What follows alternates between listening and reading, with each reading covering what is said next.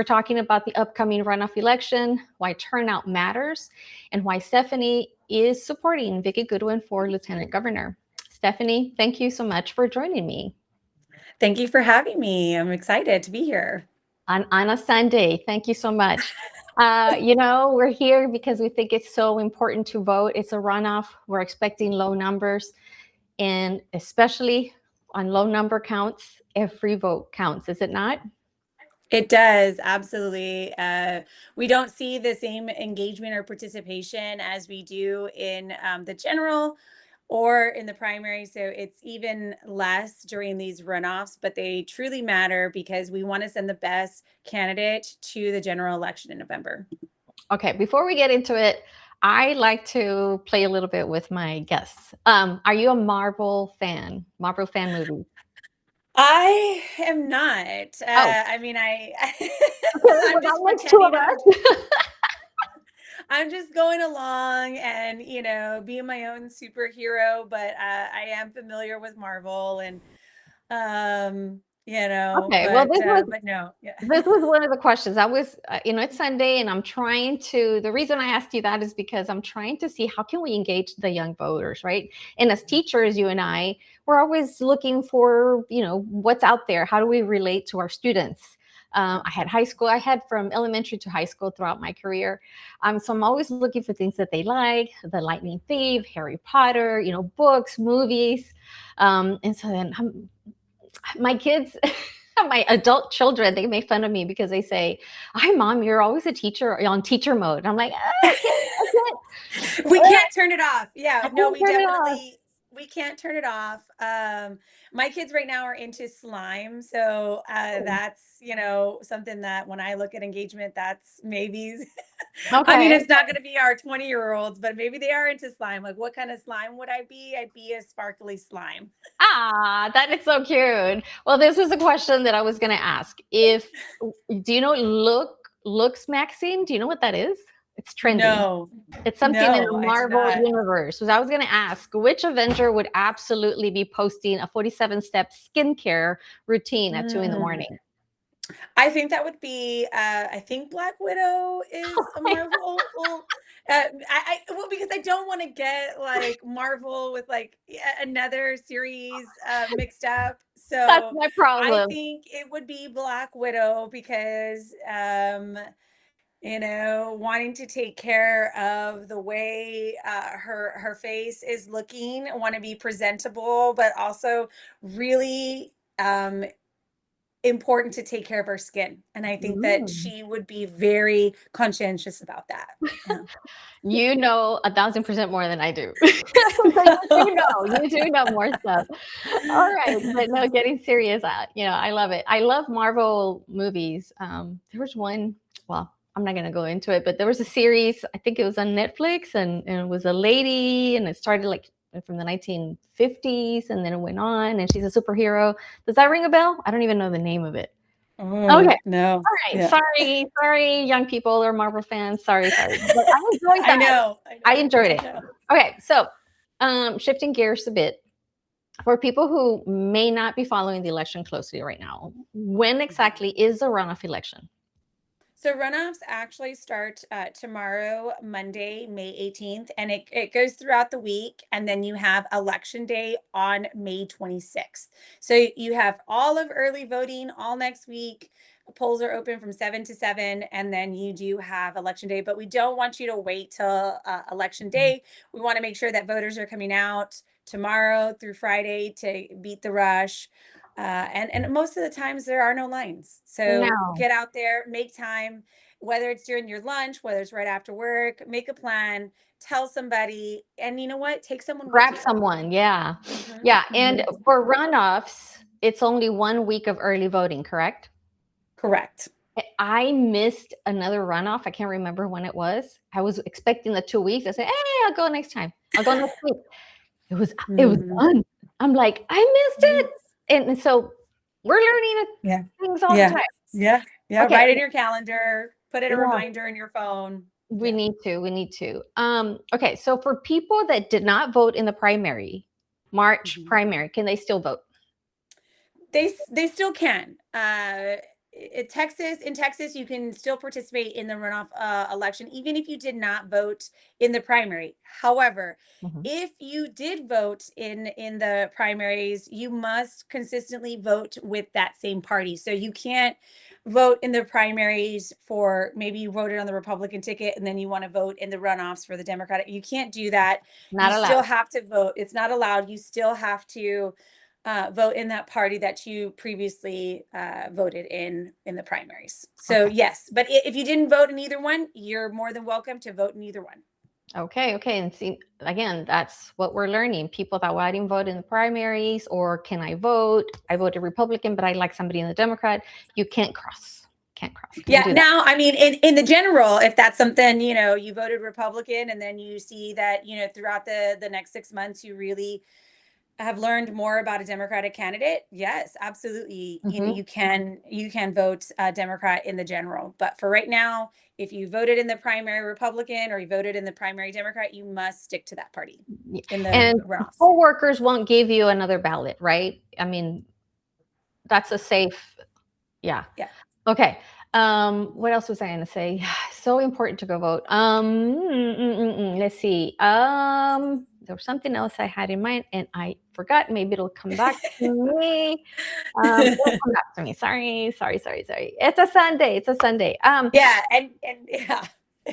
Um, and I'm gonna And do. voter turnout is distinctly low during the runoff elections, Uh-huh, but it does have those major impacts, whether right. it be on the local or state policy decision. And a lot of the times, people don't recognize that they are eligible to participate in the primary, but also in those runoffs. And so, Mhm. it's very important that communities that are already facing barriers continue to show up for it with it to vote in that engagement. Very, very important. So I know Cameron County has state representatives that are on the ballot. Mhm. Here in Hidalgo County, we also have Sebi Haddad and Julio Salinas in the runoff, but we also have for um, other candidates, which are Lieutenant Governor Vicky Goodwin, Mhm.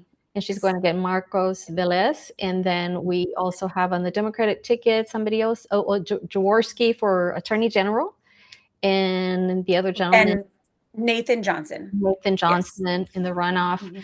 Mhm. And it's very important to pay attention to them because, Correct. like you were saying earlier, the candidate, you want to put the best candidate forward.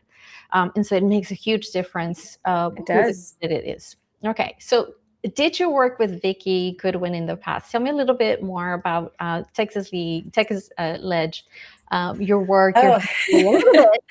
Texas Ledge. So I did work in the 89th legislation. I Mm, completed a fellowship there at the Texas legislation on the Senate side. So I did learn a lot about the real hands on deck. I was able to work on a co-author some bills with Vicki Goodwin's office. And so I really admire the work that she does and that her office does when it comes to public education, maternal health care. But a lot of the things that people don't recognize with Vicki Goodwin is that she's a real estate agent when she's not a House representative. And mhm. so she really understands the impact of property tax, and she's able to make those connections between, if you're lowering property tax, what does that mean for our public education? Mm. What does that mean for our water infrastructure? What does that mean in the long run? And so I have been able to see the work that she does in the Texas Ledge, but also see how that correlates to her full-time job when she's not in the Right. Texas Ledge. That is very important. So one thing Vicky Goodwin talks about often is addressing problems like upstream before they become Mhm. crises. Why is that approach important in both the public health, because your background now is in public Yeah, health, and yeah. community outcomes? Can you give me an example of what upstream policy looks like for Oh, a family? yeah, no, absolutely. So and this is what drew me to Representative Goodwin, and why I do believe that she is the best candidate for lieutenant governor.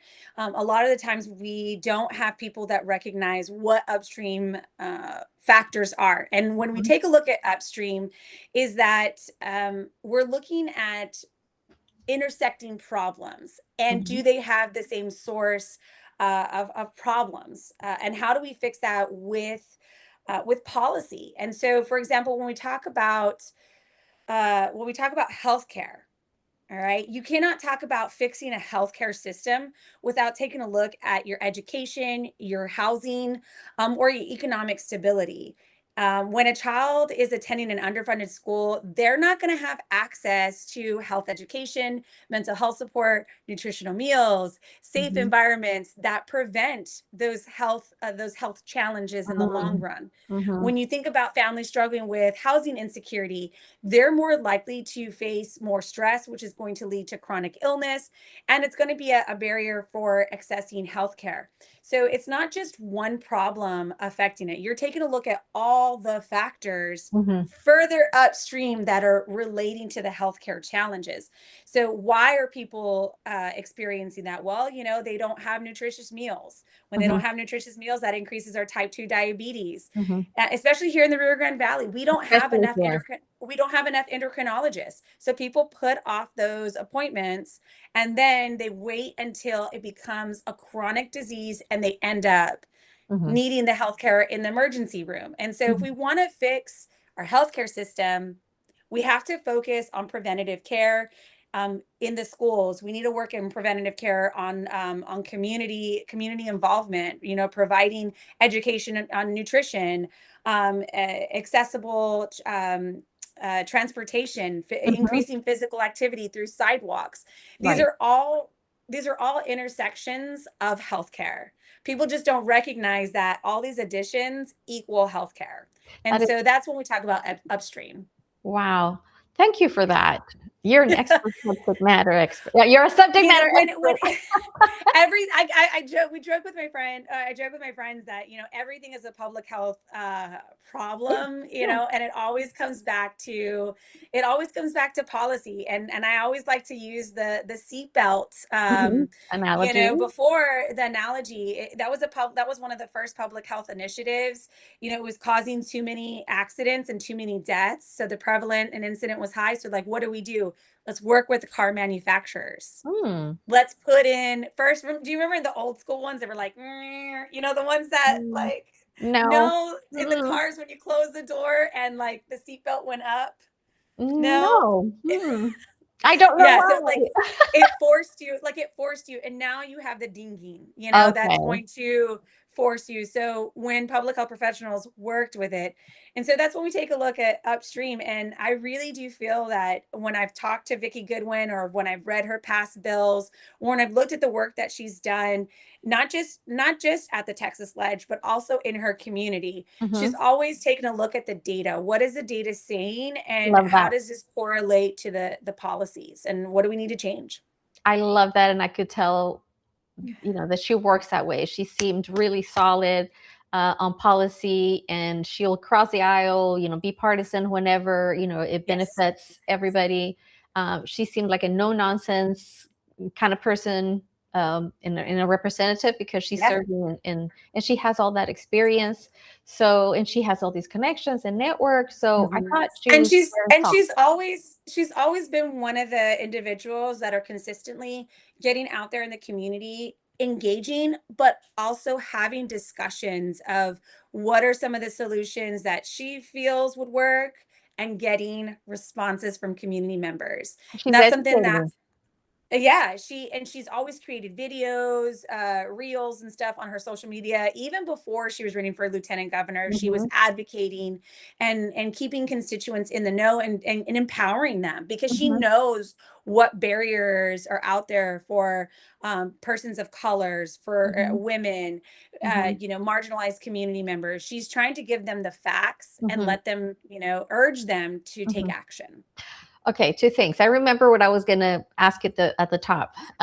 What the question was: most people don't know how powerful the lieutenant governor is, because they sit at the Senate. They're like the president of the Mhm. Senate, and they make all Mhm. these decisions, and that's where the budget is, and they say yes Yeah. or no, um, and so that was one thing. If you can talk a little bit more about that, like we've got to educate people. Lieutenant governor in Texas is probably more important or more powerful than the governor. And then two, she's a female, Mhm. right? she's a female Anglo woman. And in our community, a lot of people, when you compare that, not compare it, when you see the ballot, you want to support your Hispanic, your Latino candidates. But here, I really want people to take notice of who Vicki Goodwin is. Mm-hmm.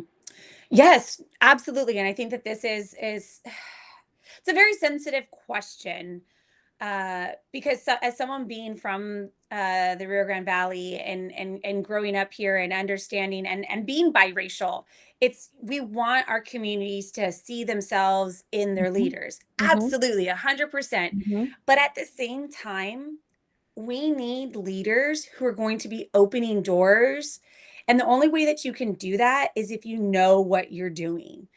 I've noticed in this last legislative session, or well, not in this legislative session, in this last primary, we're so hyper focused. The Democratic Party is so hyper focused on this blue wave. They're throwing anybody out there. And mhm, I don't know where people or candidates are getting the audacity to run when they haven't done the work. mm, When you're picking your candidate, yes, you want somebody who looks like you, who believes in the values, that has the same cultural identity, because you feel and you believe that they're going to make policies based on that. And that's not mhm, necessarily true. And it's not necessarily true that because someone doesn't look like you, talk like you, or lived your same experience, that they're not going to vote for you in the policy realm. And I mhm, do feel that we need to start comparing resumes. mhm.